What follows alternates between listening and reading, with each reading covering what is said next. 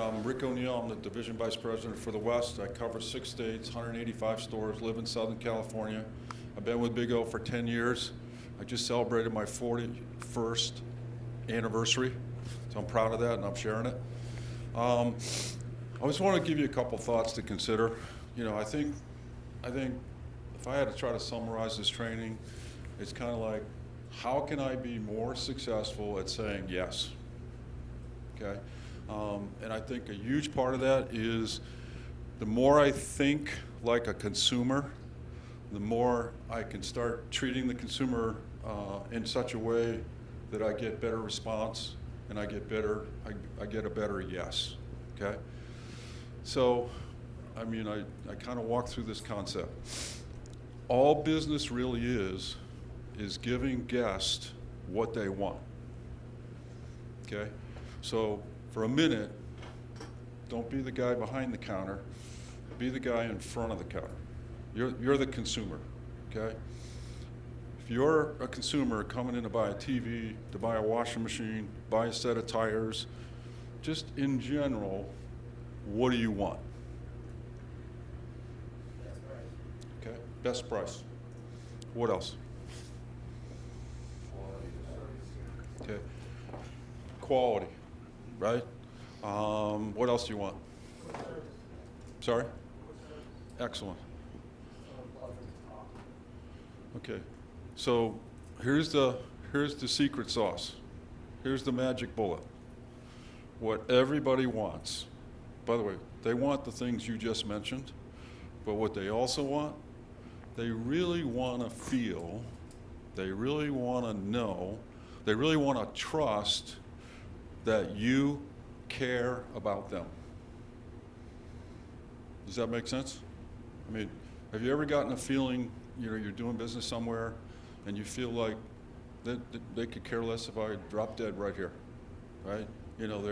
I'm not getting acknowledged. The phone's ringing 5 times. Somebody seems like they're rushed. They're just trying to get off the phone.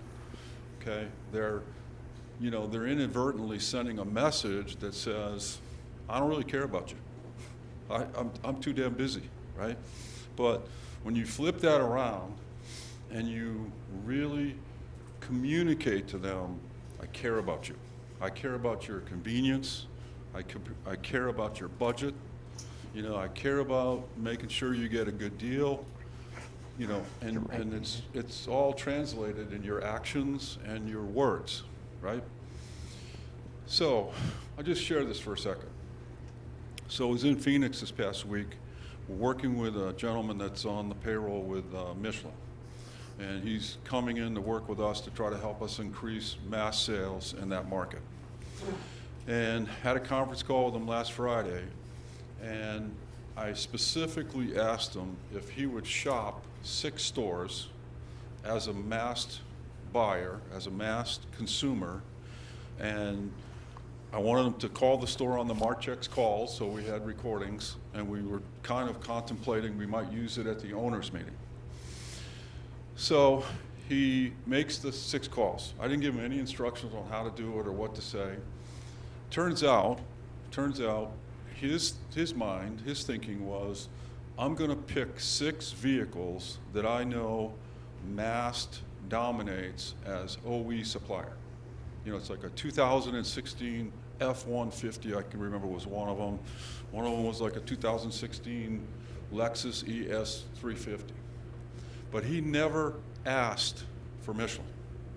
Okay, he just called up and said, I need a price on some tires, and do you know your size? Do you know your vehicle? Told the associate the vehicle and so on. Not one of the 6 ever even mentioned Michelin as an option. Okay? Now, what's been our training? Okay? What's been our training? Go to the lowest price, right? Kind of like really we say, consumers calling, we don't really know what they know. We don't know who they've already shopped with. We don't know what prices they've already gotten. We're flying blind, right? And so we say, I got a tire for your car as low as $79, right? When my learning is like, why don't we just ask one question? did you have any particular brand in mind? I mean, would that hurt? You know what I'm saying? If somebody said, I got Goodyear on there right now I have a possibility of just asking, are you happy with those tires? You know, we can get Goodyear. By the way, just to let you know, we got a special going right now on Michelin. You know, there's a $70 off rebate. I can save you another $50 if you open a Big O card or you have a Big O card. But I'm saying one question can tell you, I mean, the combination of the vehicle, right? We know most Lexus buyers are probably not Saloon buyers, most. And we just open that door a crack and say, are you looking for a branded tire? And that gives you such a cue on what's the customer want.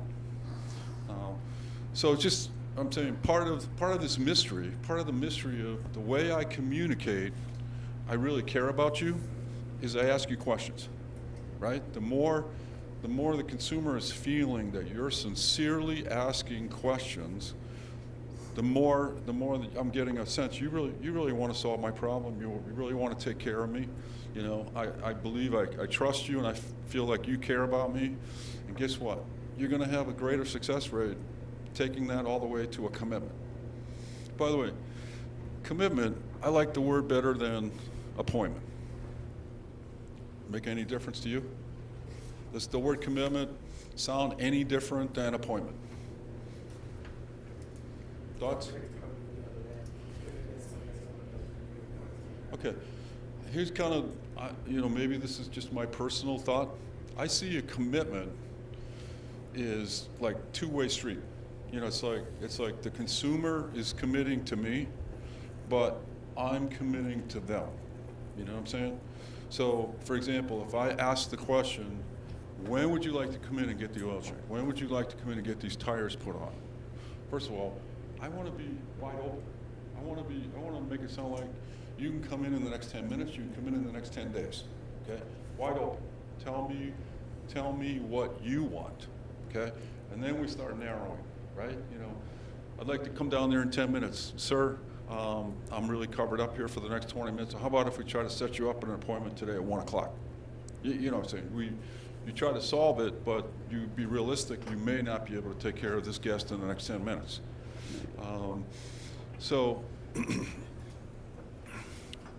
I'm back to, again, all business really is giving guests what they want. I can't figure out what they want unless I ask questions. And I gotta ask the right questions, you know. When would you like to come in? Have you gotten any other prices? And again, I'm not selling tires on the phone. I'm selling visits.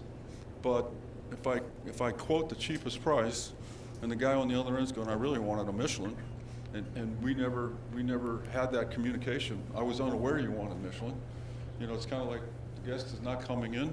I'm not sure why. I thought I gave the right answer, but I didn't ask any questions. Thoughts? Credit. We want more credit. I think credit, coincidentally, really intertwines with I want more cars, right?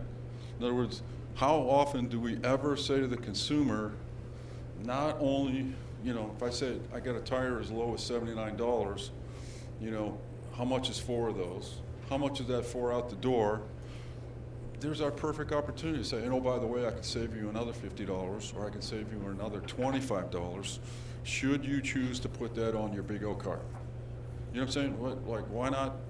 I mean, I'm not selling credit, I'm selling savings, right? I'm selling, not only can I give you a great deal on the tires, not only do I have it in stock, not only am I making it simple for you to come in, I'm letting you know I can even save you more money if you choose to put it on a card. I've never said, would you like a credit card? Would you like to open up the Big O card? I'm just focused on the consumer, and I'm focused on the benefit, the savings, and let them make the decision on whether or not they want the card. Make sense? Pen's kind of hard to see. So, in summary, focus today, come away with some technique, some, you know, fine-tuning, goal, more customers, more alignments, more credit. Thank you.